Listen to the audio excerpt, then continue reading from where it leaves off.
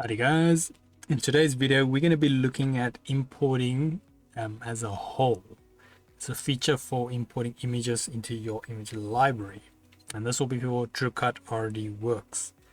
But before that, let's have a quick intro first.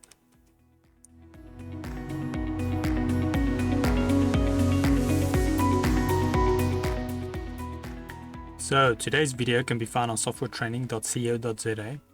We make short and easy to watch problem solving videos, and we also have daily updates. Back in the program here.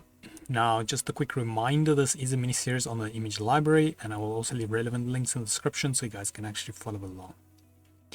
Now, the import as a whole, this is a great feature if, let's say, you've got a image you're importing or vector type shape, but it is already a design. So you've got shapes, let's say, within a shape.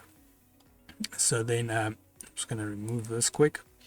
So if we go to our image library, on the file image library, you will notice here at the bottom we've got an option under the open library. It's called image as a whole. Now if we include that or switch that on and we go to import, select our vector shape, then when we import this, it is going to take all these shapes and turn it into a single shape for us. As we can see over here, okay, we can't see the preview for some reason. I think it's maybe a bit small. But if I had to drag and drop this in, you will see this image imported now as a whole, which is rather convenient. Or should I say, it can be convenient. Just keep in mind, if you have imported it and you did not deselect like I did, once you add it to your library, it's going to add it also as a whole. So if we go to shapes, we say add image, test, oops, try that again, test, you will see it adds it as another shape. So that is something that's good to keep in mind. You can obviously, after, let's say it is an image that's an actual shape that you want to keep the structure of, and what you can do is sorry, let me just remove this so it's not so messy.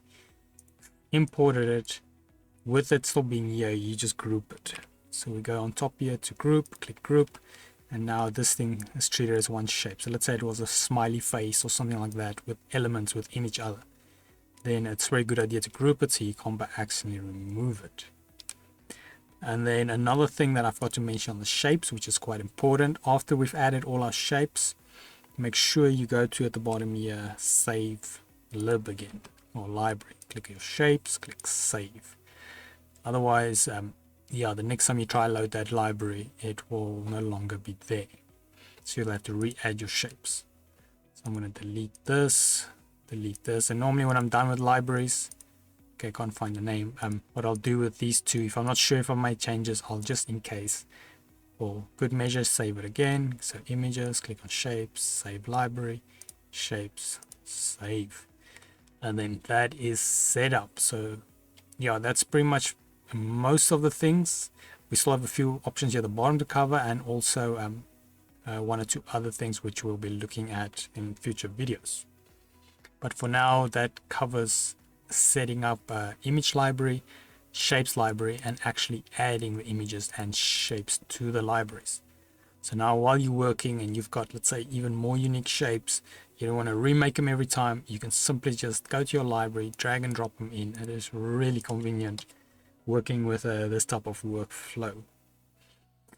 But yeah, before the other videos, in the meanwhile, if we head to softwaretraining.co.za, you guys will notice we've got a variety of different softwares we do cover, and also you can isolate your search here on the top right.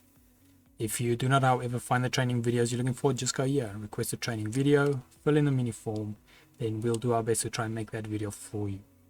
But otherwise, thanks guys for watching, and cheers.